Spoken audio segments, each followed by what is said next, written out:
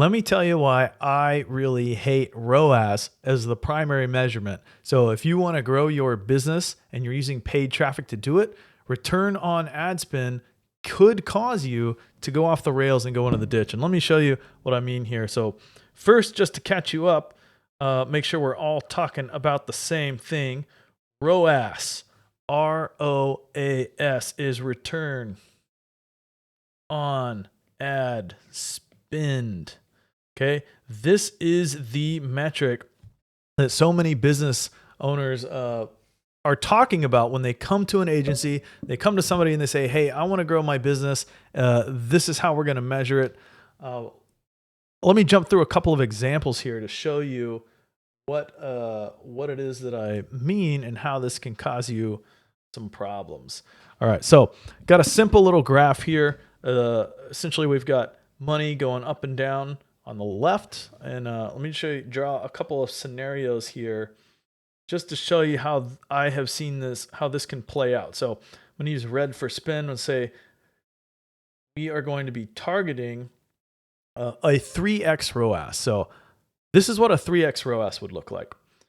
We would spend 1 square, and we would return 3 squares. So there you have it, super simple 3x ROAS, and basically what you have left over after that ad spend is these 2 squares here. That green is like essentially it's like gross profit. Don't run me down if you're a balance sheet whiz, because that's not exactly the right term, but for the sakes of this exercises, this is basically gross profit after your ad spend. And it's a really simple measurement, which is why so many business leaders kind of fixate on that.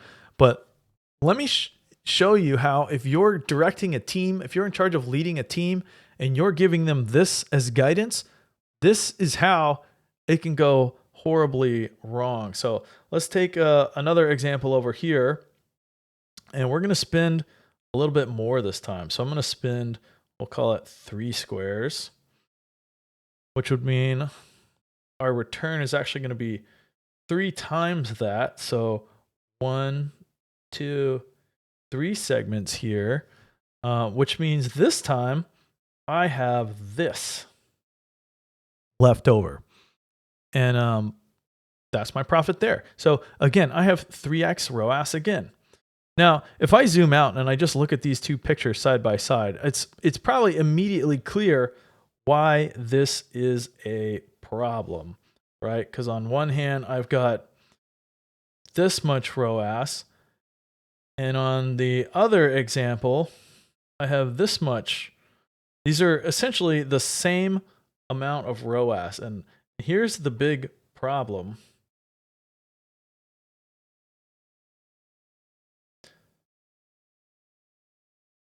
If you're running a business, and this is what I always tell business leaders, your business does not run on ROAS. Your business runs on these, this right here, this bar here, this bar here.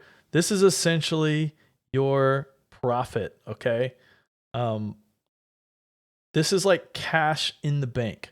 So in one of these examples, you have a very small amount of cash in the bank. In the other example, you have a very much larger amount of cash in the bank. So all things considered, if you're using ROAS as a measurement, it's not always equal. I worked with a business one time years ago, and this was in the digital product space.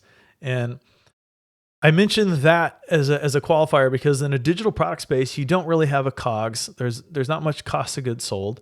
And so it's a relatively simple business to run. You have mostly fixed overhead. You've just got to cover your expenses. And this business was constantly going back and forth, adjusting their ROAS targets. They could never get it dialed in, and until finally we sat down and we had a deeper conversation. What's going on? What is the problem here? What's being confusing? And essentially, it boiled down to this right here. So they had essentially in their business, if I were to sketch it over here on the side, what they had was like, this was their fixed overhead was this much, okay? And then they were telling us I need a 3x ROAS. Well, sometimes that 3x ROAS would be down here. Sometimes it would be up here.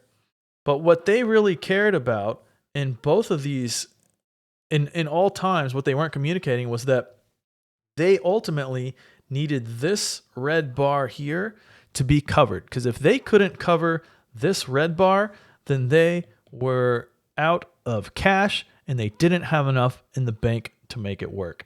And so that is an extreme example of how I have seen this bite businesses. But ultimately, I don't love ROAS because I feel like it's an incomplete measurement.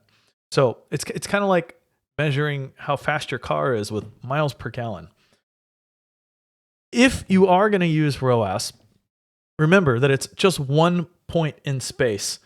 It needs another coordinate to actually be able to plot it on a graph, so to speak. And so if you're working with a team and you need 3x ROAS, make sure you give them a second benchmark. Like, I need 3x ROAS here at this spend level, okay? So your red bar needs to get up to here, and then I need 3x ROAS so it looks more like this. Because I, as a business owner, know that I need to have this much cash that I'm putting in the bank. I've got a bank over here. Really excellent bank. Must be the penthouse up there. I need this much cash in the bank or I'm going to have a business problem, okay? So that is one of the big reasons you don't want to use ROAS exclusively. There's another way that ROAS will send you off the rails, and that's when you're just looking at kind of the expectations of how paid traffic works. So sketched out a little graph over here. Let me get myself out of the way of it. And looking at ROAS here, this is the other thing that happens. So down here, this is like your ad spend, okay? So at the beginning of this, we're just spending a little bit over here, but we want to grow this way, and so we're spending a whole bunch on ads and then making that green profit bar super tall, super big, okay? So this is how it basically works. If you look at how Facebook works, how paid traffic works, let's say scenario 1, we're spending a little bit, we're getting a 3x ROAS. Hey, that's fantastic. We're hitting the numbers that we wanted. The other mistake that business owners make is they say, well, I need a 3x ROAS and I need it into perpetuity. So no matter what spend level we are at, I need this ROAS to always continue to be flat. And this is just not true. This is not how it works. Because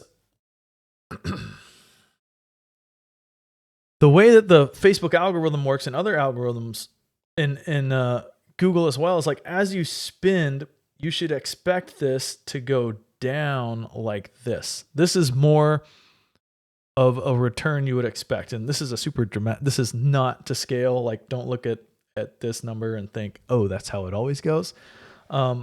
Generally speaking though, you should expect that as you spend more as a business, your ROAS will start to decrease. And there's a lot of reasons behind this that I won't get to in this video, but I could sum it up by saying this. When you tell these traffic platforms, they're very smart. When you tell them that you want some traffic, you're buying this much traffic and you want it, around here, they can find these. This is like a small group of people here. But when you're down here at this end of the spectrum, this is a very large group of people. And to find the same number of people who can perform at the same return, it just doesn't happen, okay? So that's a super overly simplistic version of this algorithm, how it works, and why you should expect something different. But those are the two big reasons why you should not just rely on return on ad spend as the golden rule metric for your business. If you want to grow your business and you're tired of wasting time and money on things that don't move the needle, I want to talk to you. Head on over to sharpbusinessgrowth.com, hit the apply button, and we'll schedule time to talk about your business.